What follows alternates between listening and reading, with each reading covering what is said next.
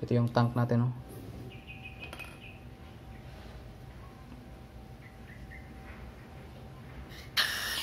Yun.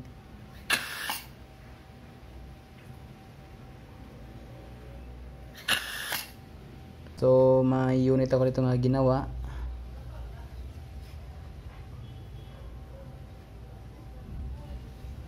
Yan. So tayo natin ikabit dito, no.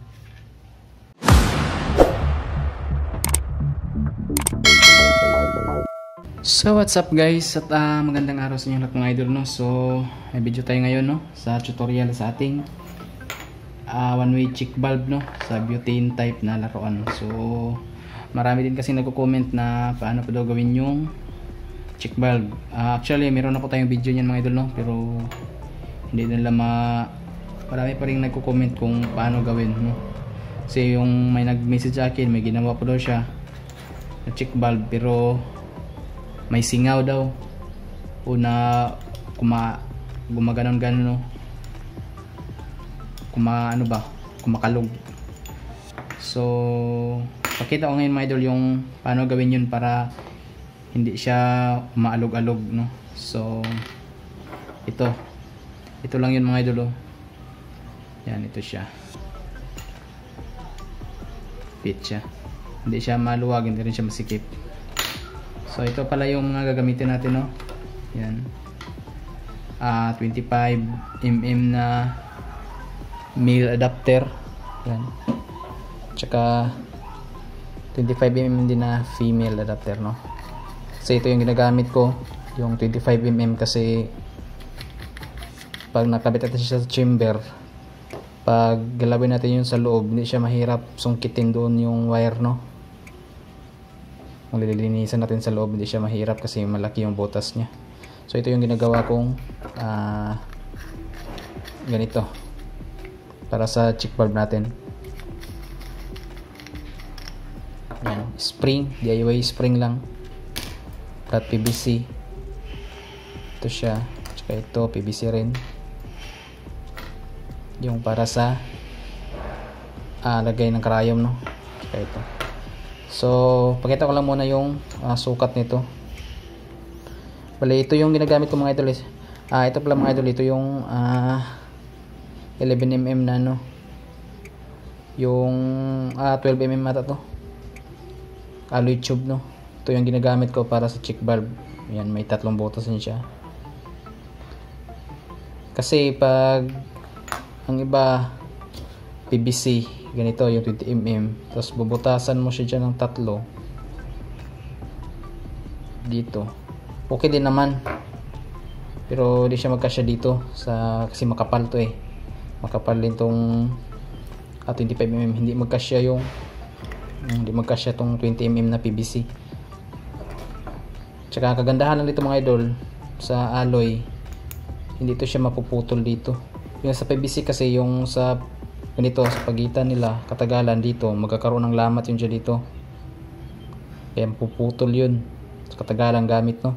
Syempre mainit, tapos may siya, may puwersa siya, tinutulak siya ng spring, ganun.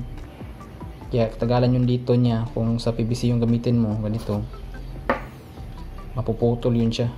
Kaya mas magandang gamitin ganito, alloy tube, o di kaya yung chrome pipe, no, kasi maganda yan. So umpisa natin dito tayo sa actually putulan pa natin to dito, no, putulan. So meron na pala ako nakabit dun sa chamber natin ng ganito na nakaputol na, no. So pakita ko lang dito paano ito gawin yung check valve. So yan, ito siya, may haba siyang 3.5 inches, no, mula dito. Pero kung sa dito lang banda sa may butas, nasa 3 inch. Yan. Yung spring natin, DIY spring, 3 inches. Yung sa lagay ng karayom, 1.5 inches. Yan. Dito kayo na bahala kung gaano kahaba yung gawin nyo dito. Ito siya, nasa half inch yan to, ito siya ang ipapasok natin dito sa loob, ganyan. para hindi aalog tong ating mismong tube, no? Hindi siya posibilidad kasi yung umaalog pag push natin ganyan, pag medyo matabingi siya, magkakaroon siya ng singaw kasi hindi lalapat yung o-ring kasi may play siya, may play. Kaya ito ang ating papasok dito, no? So yan mga idol, no, napasok ko na yan. Yan siya, pasok ko na siya. So yan, hindi siya kasi pag masyadong malaki yung clearance siya dyan sa gilid, aalog-alog yun. So ito, lalagyan din natin ng masking tape para dito.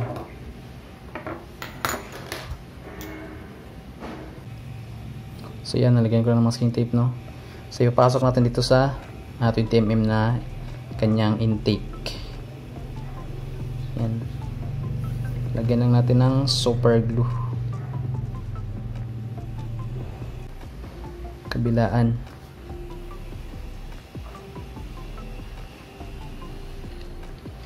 So may 4 na butas dito, 3 naman dito.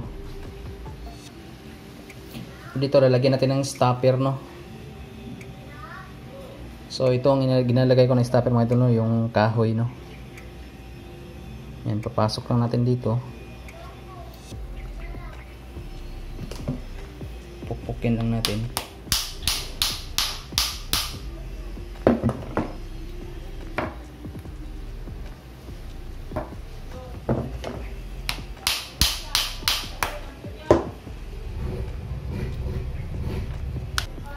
Tsaka ikakat lang natin mga idol. So ayun, naputol ko, no? Yan, linisan lang natin. Kantin natin ng super glue.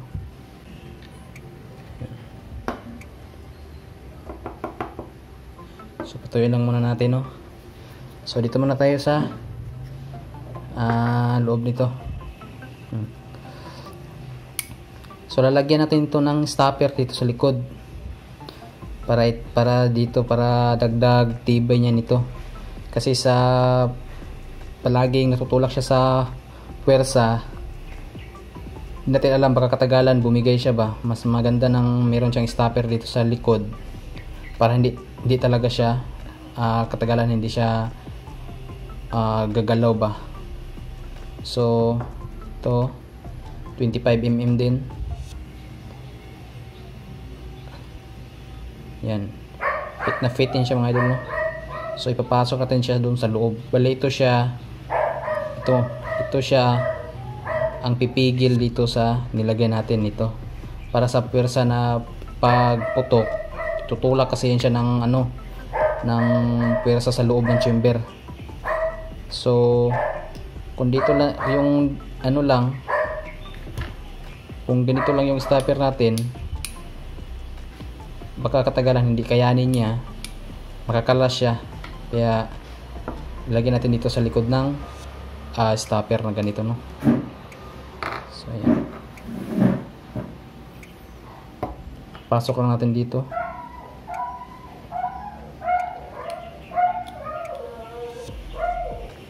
Ayan, natin ipapasok sa loob.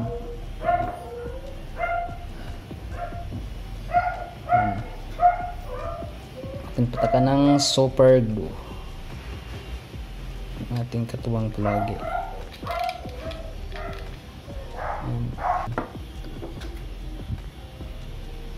So ito yung DIY spring natin, no? Yan.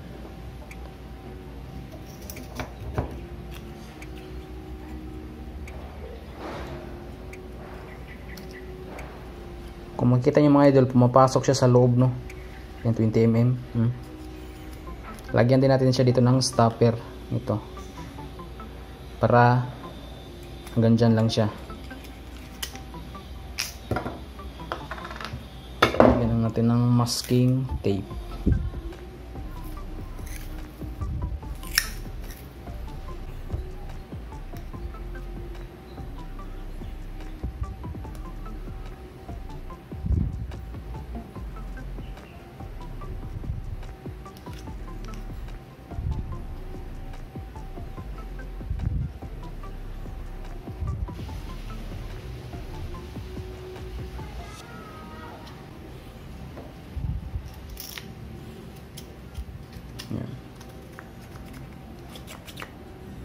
Diyan din siya pumapasok kasi magbabanggaan na sila, no.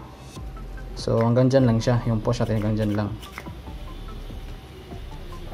So susukatin nyo yan mga idol pag saan lang siya banda. Yan, tama lalagpas lang siya pag pinutulan to para ulang sagabalas paglabas ng gas, no.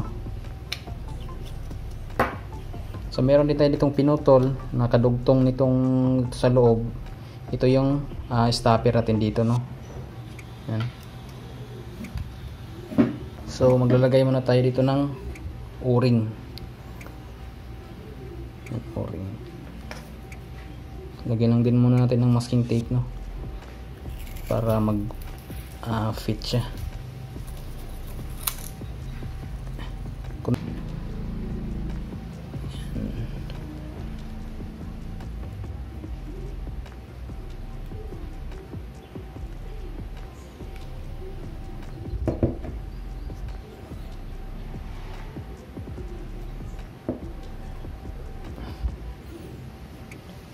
So yan, lagyan lang natin ng super glue.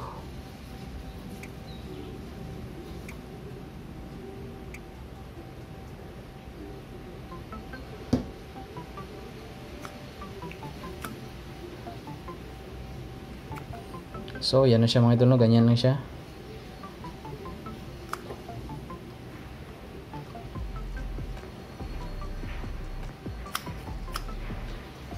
Yan, siguradong wala siyang alog, oh. Hindi siya umaalog. Kahit itulak mo ganyan, hindi i-open yung gilid niya. Kasi pag maluwag yung dito sa loob, pag natulak mo siya ng nagalaw yung dito sa gilid, magkakaroon siya ng dito sa gilid magkakaroon siya ng singaw, no? Kasi hindi lalapat yung o-ring kasi tumagilid siya. Pero pag fit lang siya, hindi siya nagalaw, kaya hindi siya magkakaroon ng singaw dyan sa gilid, no. Kasi nung karoon siya ng singaw, papasukan siya ng pressure, masok dito, sasabog yung dito yung tank mo. Ito, lilipad to siya, di masisira to dito. So dito, lalagyan pa natin to dito ng flat PVC, no. Yan. So ito, meron ako itong flat PVC, yan. So ilalagay natin dito. So lagyan lang muna natin ng super glue.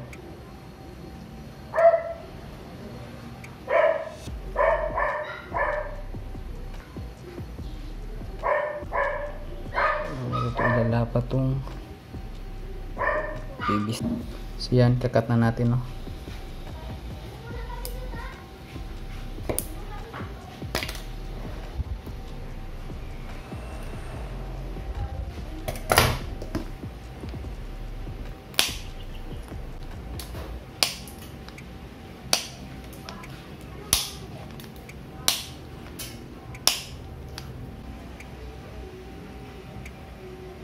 Bilog na natin, no, yung stopper nya. Yan.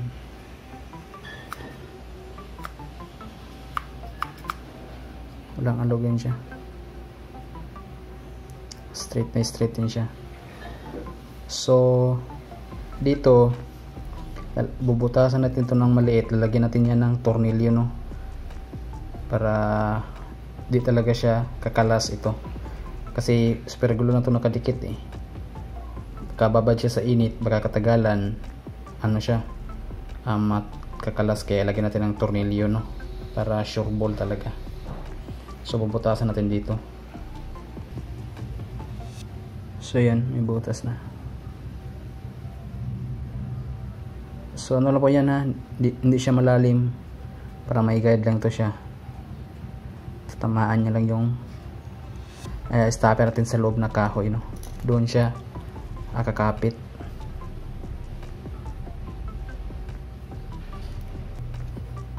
Yun mga idol, hindi na talaga yun siya matatanggal, no. So take note lang mga idol, no, huwag nyo talagang kalimutan lagyan to dito, itong stopper na to, yung flat PVC na binilog. Kahit may stopper yan sa loob na yung stick, yung ginawa natin na kahoy, makakalas yun. May nangyari na ganun yung last na ginawa ko, nakalimutan ko lagyan ng ganito kasi sunod-sunod kasi yun. Ano ba, nakalimutan ko lagyan ng ganito, pero meron siyang stopper doon sa loob na kahoy, pero hindi ko nalagyan ng ganito, tsaka wala ring tornilyo, no. So yung naipadala ko na doon sa sa nagpagawa, paggamit niya daw natanggal yun sa loob. Mabuti na lang, mabait din yung nagpagawa sa atin, no. Mabait siya, kaya ginawan ko siya ulit ang ganito, tsaka wala na, free na yun, pati yung wala na siyang binabayaran. Kaya nga sinasabi ko dun sa mga paggawa sa akin, kung anong problema, sabihin nyo lang yung problema para gawa natin ng paraan in case na magka problema man. Kasi alam naman natin na hindi naman talaga yan tunay na plastic lang, kasi PVC, oh. So natin may iwasan na magka problema. So yan mga idol, yan.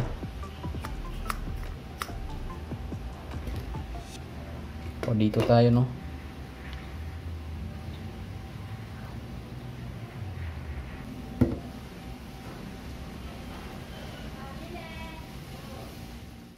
So yan na mga idol, no. Yan. Bubutasan na lang natin dito sa gitna para mapasok natin tong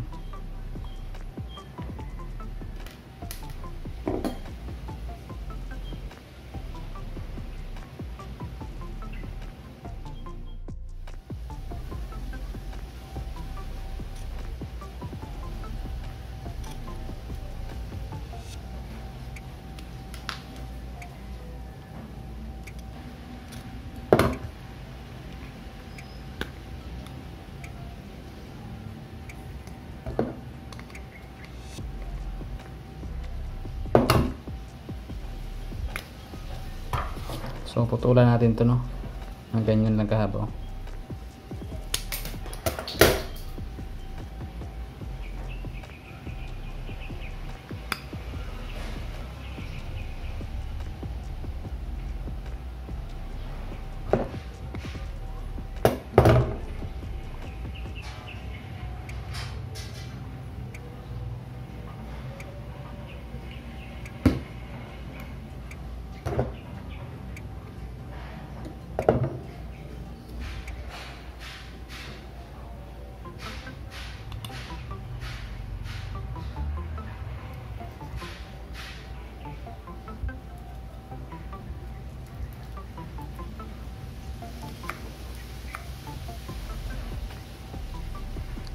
So yan. So yung karayom niya mahaba, no, lagpas, putulan natin yan.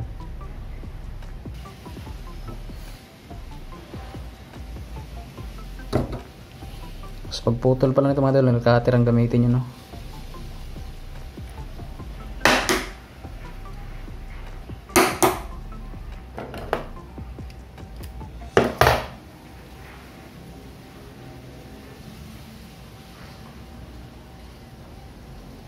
Ganyan. Tapos ikotin nyo lang, ikotin.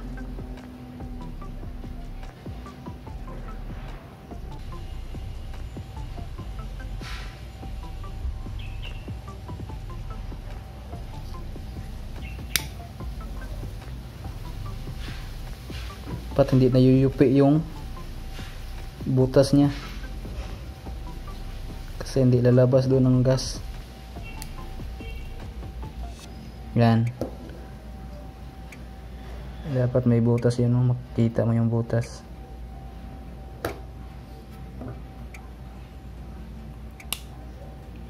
Yun. Sa akin mga ginagawa mo doon, ganyan siya kahaba, no. Pwede rin hindi mo naputulan, puputok din naman. Nasa inyo na po yun kung saan kayo masaya. So yan. So ito yung tank natin, no.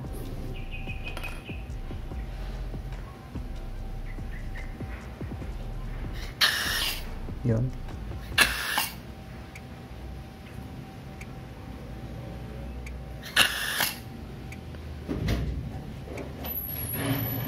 So, yan siya mga idol, no?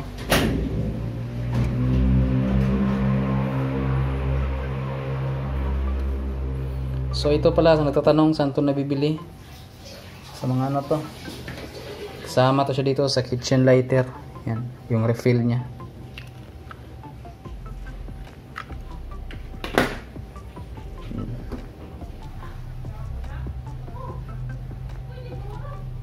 So, ayan siya mga idol, no? Ito na yung finish natin na check valve.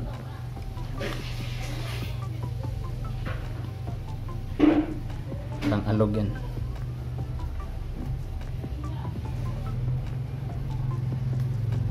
So, may unit ako dito nga ginawa.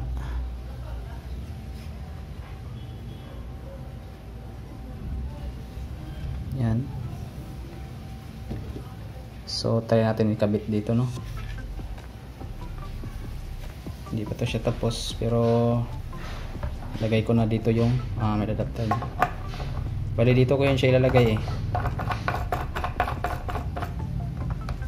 Yun. So, kunti lang ang push mo mga idol. Yan. Hindi malayo. So, yung tank din natin, maiksi lang din yung ano niya pag push, no? So, yan lang muna sa ngayon mga idol. At huwag kalimutan mag-subscribe, no? At pag-click na rin sa notification bell para lagi po kang updated sa mga susunod ko pang video na gagawin. So, maraming salamat po and God bless.